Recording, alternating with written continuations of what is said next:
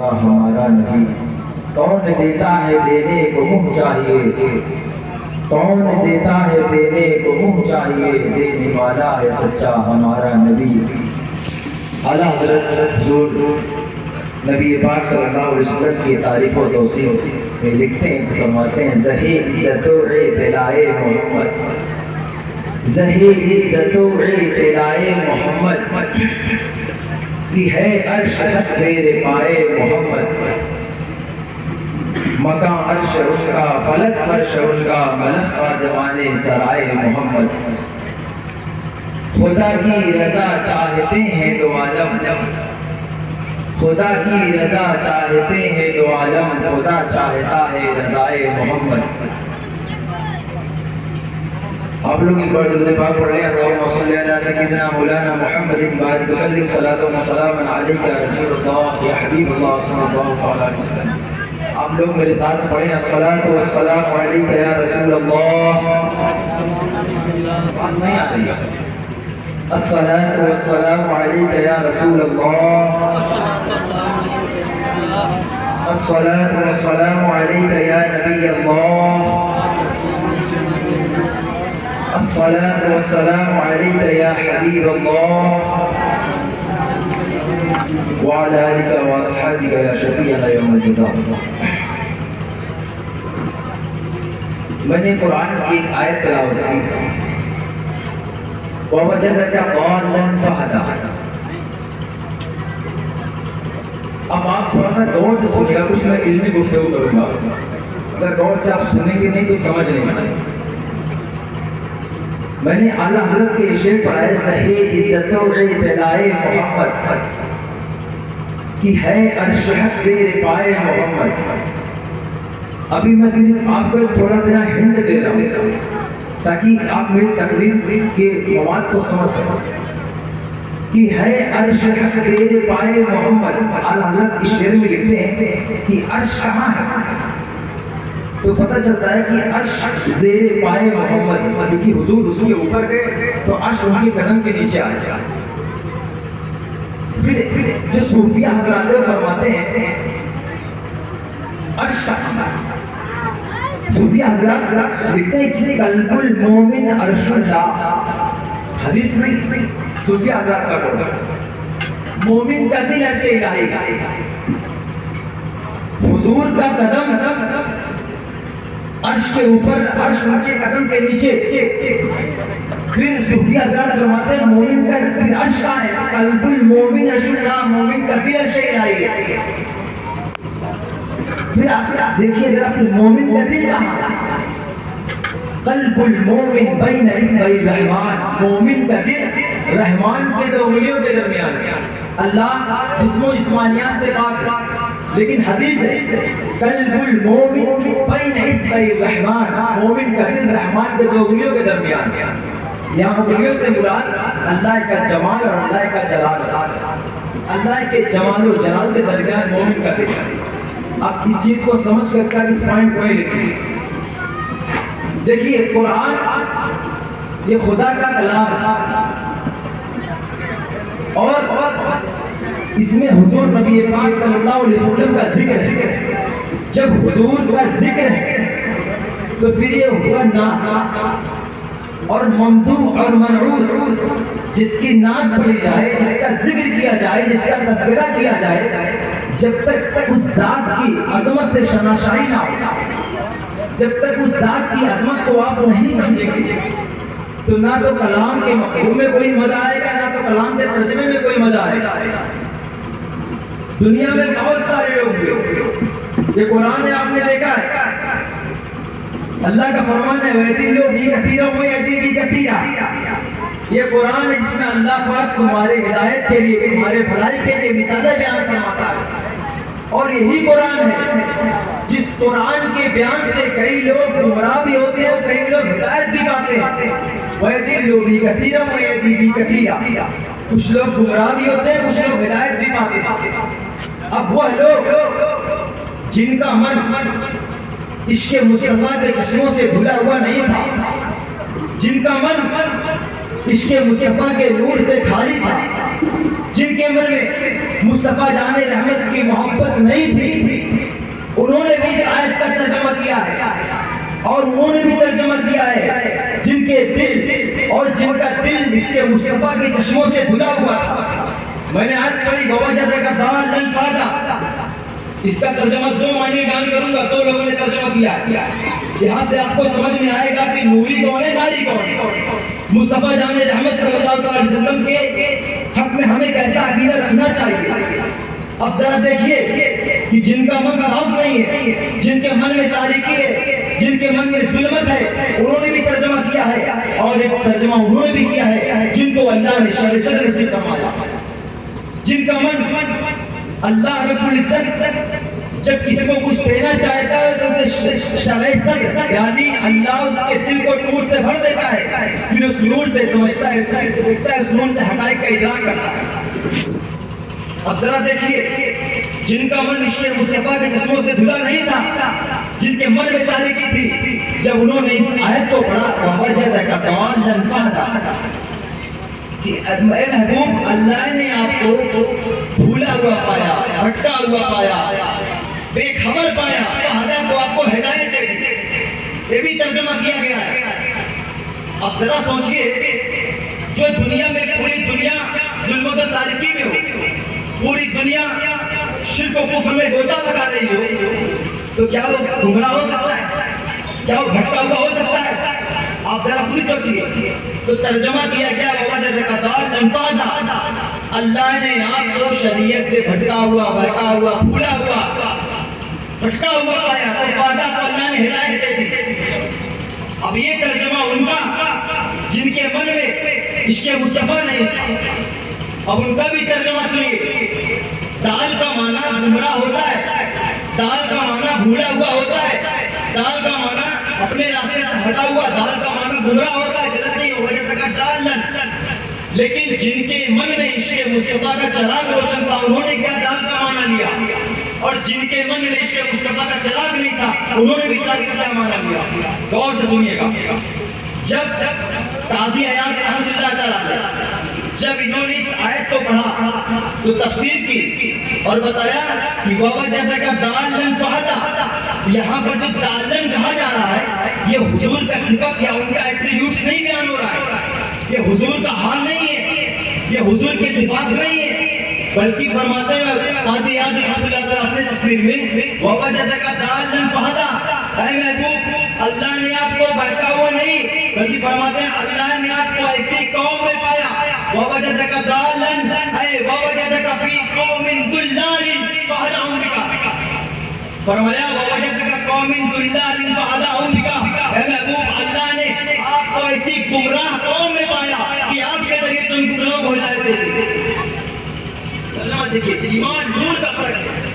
वही तर्जुमा इंसान पढ़ता है, तर्जुमा कर देता अल्लाह ने आपको भटका हुआ पाया, आपको हिदायत देती। लेकिन जिनके मन में इश्क़ मुस्तफा का चिराग रोशन है, वो ये नहीं कहते अल्लाह ने आपको हिदायत देती, वो ये कहते हैं कि अल्लाह ने आपके जरिए उन गुमराह कौन को हिदायत दी। अभी इसकी भी मैं आपको पेश करता हूँ कि गुमराह कौन को हिदायत कैसे मिली। अब कुरान क्या है? इत्बाअ फ़ीहिम रसूल यतलू अलैहिम आयातिही व युज़क्कीहिम व युअल्लिमुहुमुल किताब वल हिकमह, यानी अल्लाह रब्बुल इज्जत ने हुजूर नबी पाक सल्लल्लाहु अलैहि वसल्लम को ऐसी कौम में भेजा जो कौम अनपढ़।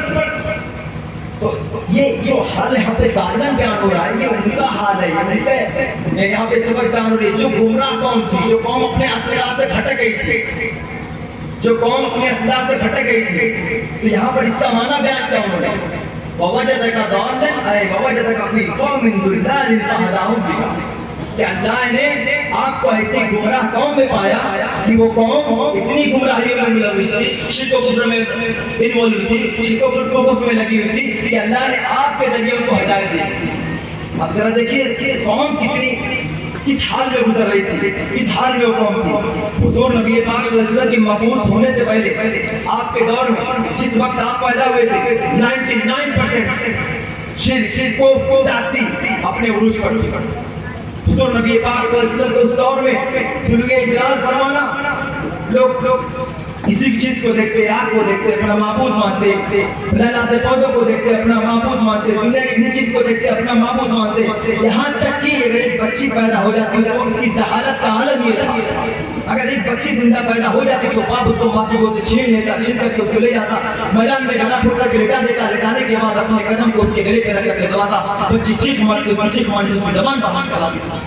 ये जहालत बाप के अंदर पाई जा रही थी कि बच्चियों से कोई मोहब्बत नहीं करता था। बच्ची पैदा हो जाती तो बाप उसको माँ की गोद से छीन ले जाता और दरिया में जाकर दरगोर कर दिया करता था। ये मैं उस वक्त की बात बता रहा हूँ, अभी हुजूर नबी पाक सल्लल्लाहु अलैहि वसल्लम दुनिया में नहीं आए हैं। जहालत क्या ये देखिए जरा कि अल्लाह के रसूल ने हमको कहते हैं, उनको तालीम दी, उनको तालीम दे करके उनको किस मकाम पे पहुंचा हुजूर नबी पाक सल्लल्लाहु अलैहि वसल्लम ने। खाने काबा का आप लोग नंगे होकर ये कर रहे थे, अपनी माँ के साथ ज़िना कर रहे थे, कमजोर बच्चा पैदा हो रहा था, झेल दिया जाता था। ये माहौल सुबह पाया जा रहा था। ये खाने भजन जो खाने भजन था उसको गुजरा बना दिया गया था। ऐसे माहौल में हुजूर नबी पाक सल्लल्लाहु अलैहि वसल्लम दुनिया में तशरीफ लाए, और जब दुनिया में तशरीफ लाए, तशरीफ ला करके जब तशरीफ लाए तो उनको इल्म दिया, उनको तालीम दी। वो कौम जो गुमराही में थी, वो कौम जो खाने काबा का तरफ नंगे होकर के कर रही थी, वो कौम जो अपनी माँ के साथ ज़िना कर रही थी, जब हुजूर नबी पाक सल्लल्लाहु अलैहि वसल्लम दुनिया में तशरीफ लाए, ला करके आप लाए, उनके ऊपर आपने आयत तिलावत की। उन आयतों की तिलावत करने का असर ये हुआ, वो कौम जो अभी तक खाने काबा का तरफ नंगे होकर के कर रही थी, जब उनको तालीम दे दी गई, चल करके आते ऐसा लगता था फरिश्तों की जमात आ रही है। ये तालीम हुजूर नबी पाक सल्लल्लाहु अलैहि वसल्लम को दिया। यहाँ से मैं आपको दर्द देना चाहता हूँ तालीम का। सबसे पहले जब दुनिया में तशरीफ लाए आपको हुक्म हुआ वही नाज़िल हुई, यतलू अलैहिम आयाती व युज़क्कीहिम व युअल्लिमुहुमुल किताब वल हिकमा। सबसे पहले आपने उन पर आयत तिलावत की। अब देखिए वो कौम इतनी गुमराह थी, तो आप देखिए यहाँ पर दो चीज़ों में आती है, क्या कुरान के जरिए उनको हिदायत मिली उस कौम को, कि हुजूर ने उनको हिदायत दिया? वो कौम जो गुमराह थी, अपने अंदर शिर्क व कुफ्र देख रही थी। यतलू अलैहिम आयाती, जब आपने उन पर आयत तिलावत की तो आपकी आयत की तिलावत की असर ये हुआ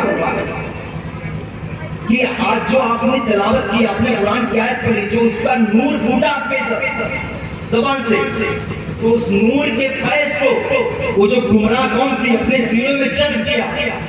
जब वो उस गुमराह कौम ने अपने सीने में उस नूर को जज्ब किया तो वो कौम समझ गई हक क्या है, बातिल क्या है। वो कौम समझ गई कि मैं अभी तक कहाँ पे था, अब मैं कहाँ पे हूँ। वो कौम अपने अंदर की गिलादत, अपने अंदर की तारीकी, अपने अंदर की शिर्क, अपने अंदर के कुफ्र को पहचान ली।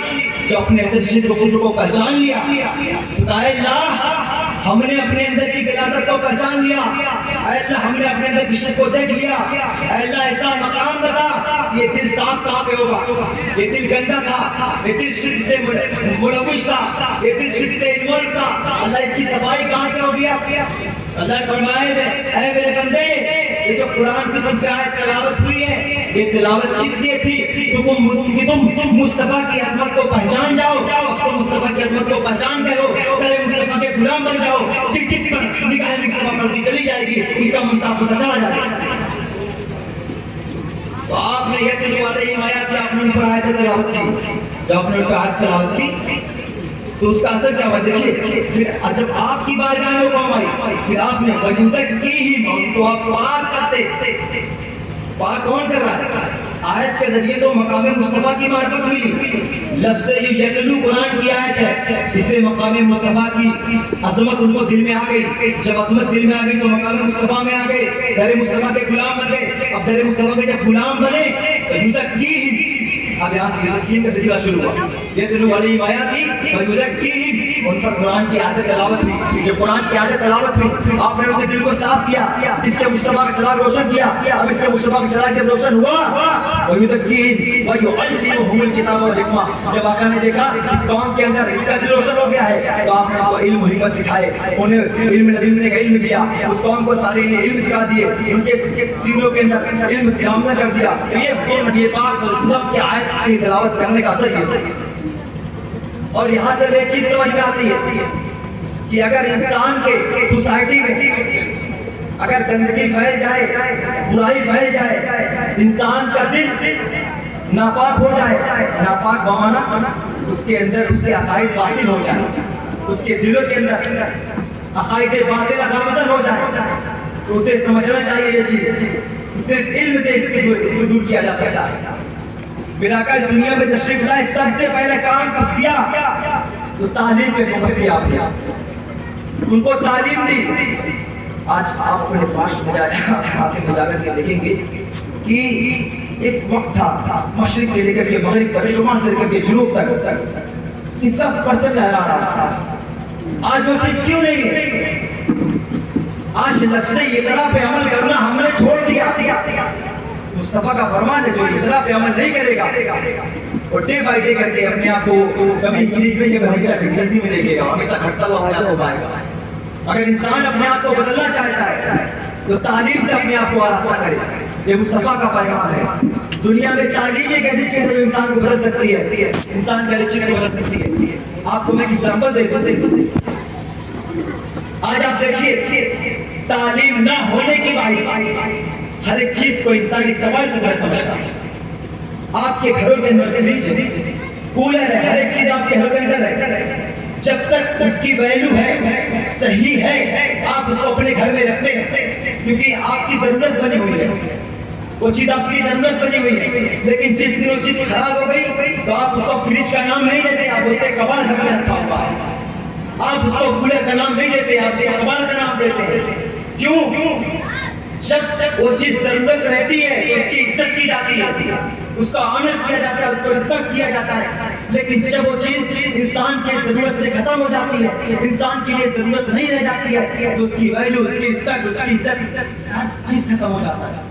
آج انسان بھی اپنے آپ کو جب سے انسان نے علم سے دور کیا، قوم نے آج اس چیز کو دیکھتی ہوئی نظر آ رہی ہے۔ آپ کو ایک ایگزامپل دیتا ہوں۔ ایک مکھیاں ہوتی ہے، مدھو مکھیاں ہوتی ہے، مکھی جو گلیوں میں ٹوٹتی ہے، محلوں میں رہتی ہے، جب زیادہ ہو جاتی ہے انسان دوا چھڑکتا ہے، مارتا ہے، بھگاتا ہے۔ لیکن ایک مکھی وہ ہے مدھو مکھی، اسی کی برادری جو شہد پرووائڈ کرتی ہے، شہد دیتی ہے، تو اس کو رکھا جاتا ہے، پاک ہاؤس میں رکھا جاتا ہے، اس کی کھانے کا انتظام کیا جاتا ہے، اس کو بچایا جاتا ہے، اس ہر طرف سے اس کو بچائے جاتے ہیں۔ کیوں؟ کیونکہ وہ انسان کے لیے ضرورت ہے۔ اگر ایک مدھو مکھی انسان کے لیے ضرورت بن جائے، انسان پالنے پر، انسان عزت کرنے پر